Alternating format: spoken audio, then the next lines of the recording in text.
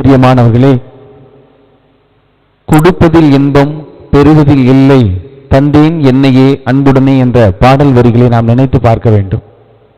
தன்னிடமிருந்த எல்லா காசுகளையும் அவர் கொடுத்து விட்டார் வறுமையில் இருந்த போதும். அதே போலத்தான் பழைய ஏற்பாட்டிலே சாரிபாத்து கைம்பன் வறுமையில் இருந்த போதும் தன்னிடம் இருந்த அனைத்தையுமே கொடுக்கிறார்.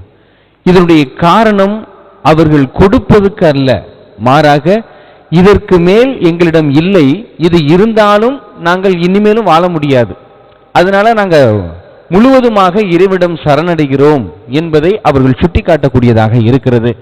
இன்று நாம் எப்படிப்பட்ட ஒரு நிலையிலே கொடுக்கிறோம்? வார்த்தையாலும் செயல்களாலும் நம் அருகில் இருப்பவர்களை காயப்படுத்திவிட்டு ஜெபம், தபம், பூசை, நற்கருணை என்ற பெயரிலே நாம் ஆலயத்தில் வந்து இருப்பதனால் ஆண்டவன் ஒரு பொழுதும் கூட நம்முடைய காணிக்கையாகிய ஜெபத்தை ஏற்றுக்கொள்ள மாட்டார்.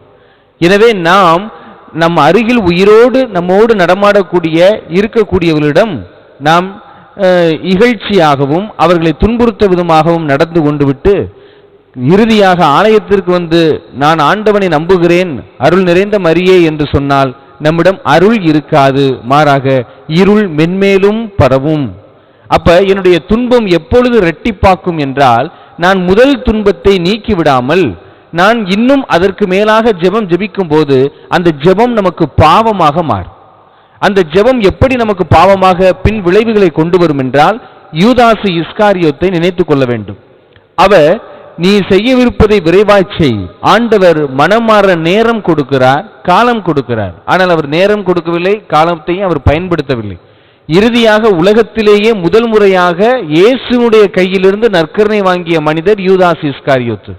ஆனால் அந்த இயேசு கொடுத்த நற்கருணையே அவருக்குள் சாத்தானாக மாறிவிட்டது. அப்ப என்ன காரணம் என்றால், நம்மை கொடுக்காமல் இறைவன் நம்மை சரி செய்ய மாட்டார்.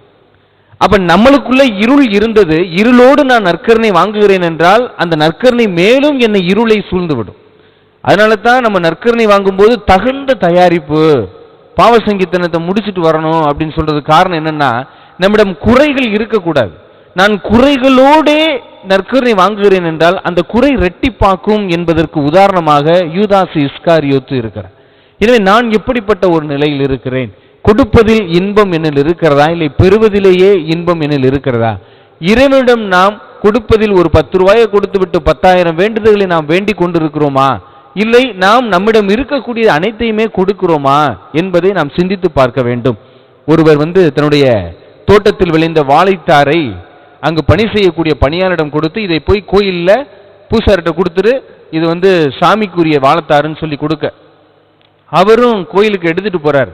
மாட்டு வண்டியில் எடுத்துட்டு போகும்போது தூரமாக இருந்ததுனால அவருக்கு வயிறு பசிக்க ஆரம்பிச்சிருச்சு. அப்ப அந்த வாழைத்தாரில் ஒரு 3 பழம் இயற்கையாகவே பழுத்து இருந்தது.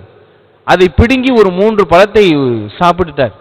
சாப்பிட்டுட்டு அந்த வாழைத்தாரை கொண்டு போய் அந்த கோயிலில் உள்ள பணியாளர்கிட்ட கொடுக்கிறார்.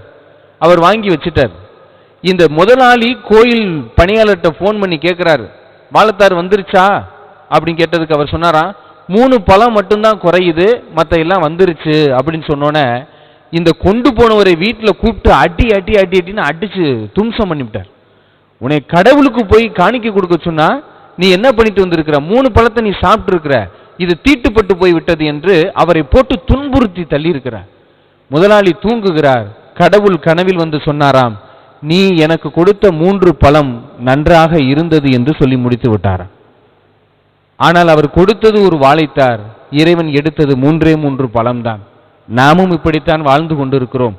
அருகில் இருப்பவர்களுக்கு ஒன்றும் கொடுக்காம ஆண்டவனுக்கு மட்டும் அள்ளி அள்ளி கொடுப்போங்கிற பேரில் நாம் அருகில் இருப்பவர்களை சாகடிக்கிறோம். அதாவது உயிரோடு இருக்கக்கூடிய கடவுளை கொல்லுகிறோம், உயிரற்ற கடவுளை உருவாக்கி கொண்டிருக்கிறோம்.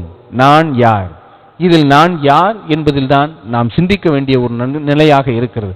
ஆண்டவர் நமக்கு இந்த நாளை காணிக்கையாக கொடுத்திருக்கிறார். இந்த நாளில் நான் எத்தனை மணி நேரம் ஆண்டவருக்கு காணிக்கையாக கொடுக்க போகிறேன் என்பதை சிந்தித்து பார்ப்போம். அதற்கான வர வேண்டி இந்த பலியிலே இணைவோம். ஆமென்.